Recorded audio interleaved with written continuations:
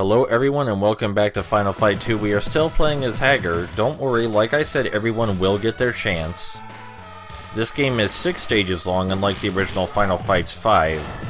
Though the arcade version had 6, of course.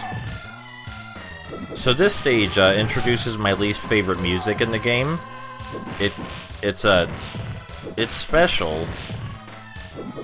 I've heard it so much it's gotten stuck in my head and haunts my nightmares, but whatever.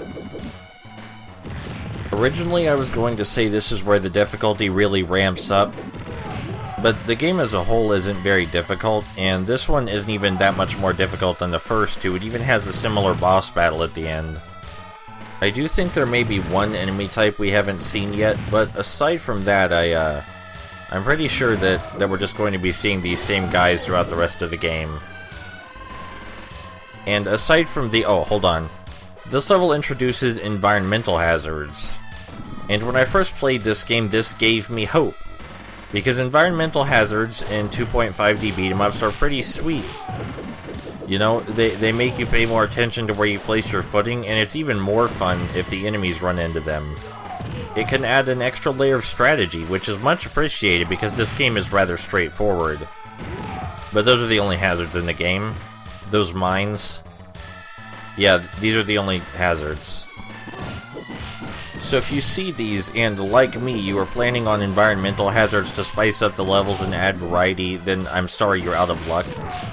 The mines don't even appear that frequently, in all honesty. And on expert difficulty, they deal negligible damage to the enemies, so you can't use them as part of your strategy either. You saw back there I was implementing them as part of my strategy for dealing with a couple of waves, by standing in such a way that they would be forced to run into them. But on expert mode, that just goes out the window because the enemies have too much health for that. As I was saying though, before we started talking about the mines, one of the other big criticisms of this game, besides the fact that it's very similar to the first Final Fight, is that you fight basically the same enemy types the whole time. And it's kind of a long game, especially on expert difficulty. It can take you about an hour and a half. Granted, as I already said in the first video, if you're planning on playing this game yourself, I would not recommend expert difficulty because the longer ending really isn't worth it. And expert mode is not fun, but we'll get to that later. I will say something that I doubt anyone has really said about Final Fight 2, and that I actually like the environments. I said in the first video also that Final Fight has a way more realistic aesthetic than Streets of Rage, but it does a great job with that. This is a surprisingly detailed background, and it does look like a real location. Whether that's for the better, I guess, is up to individual interpretation, but it looks pretty good. The cracks everywhere are a really nice touch. It's just a shame it's all a flat plane. So this is one of the few things I remember about this level. This part where 3 of the jumping enemies gang up on you at the same time. And I memorized that they do that, so I can just wiggle up and down beforehand. And after they get knocked over, I just jump kick them until the rest of their health goes away. They have so little health that that's an easy strategy to employ. This may be the level that I've memorized the most. I'm not sure why or how I ended up memorizing this one so much better than the others, but it's fine. I also would like to take this time to point out that in normal mode, which is what we're playing on right now, this level is 10 minutes long. 10 minutes and 10 seconds if my timer is to be believed. A little bit long for a traditional beat-em-up level. Kinda pushing it there, Final Fight 2. You know, Double Dragon's like 30 minutes long. Actually, almost all of your contemporaries are under an hour long now that I think about it. And that's a good idea, I'm just saying. We are going to kill so many Andores before the game is over. We're not really fighting Andore Jr. anymore, we're just fighting the idea of Andore Jr. Andore Jr. is long gone. Hey look, an 8th life. I want to stress that this isn't a bad game on normal mode. It's just a better version of the original SNES Final Fight. Just a little bit too long for my taste. This guy'll really fuck you up, by the way. Any enemies with metal rods will really fuck up your day. Just like before, I'm skipping ahead a bit, that way you can see the new enemy type. So these flames don't take up an entire plane of movement, but they almost take up an entire plane of movement, so it's best just to stay on one plane and deal with one of them at a time.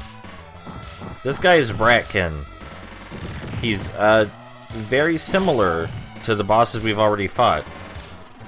He has a charging punch that works like Andori and Freddy's charge, and he has a leaping attack that is similar to Wan Wan's. But unlike Wan Wan, he doesn't fly nearly as high in the air, which means his jump attack can easily be intercepted by our own jump attack, and we're going to be doing that a lot.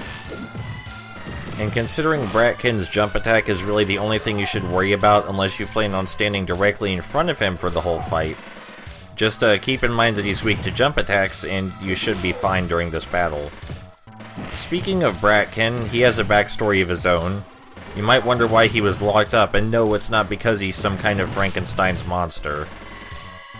He's very childlike in nature, very mentally young, and he loves playing with toys and with people, just a little bit unaware of his own strength. Now, Mad Gear couldn't convince him to come with them, so they just bribed him with toys. And then they locked him in a room with those toys, but he quickly got bored. And then when we walked along, he just so happened to bust out and see us there. So now he's fighting us because he's bored to death.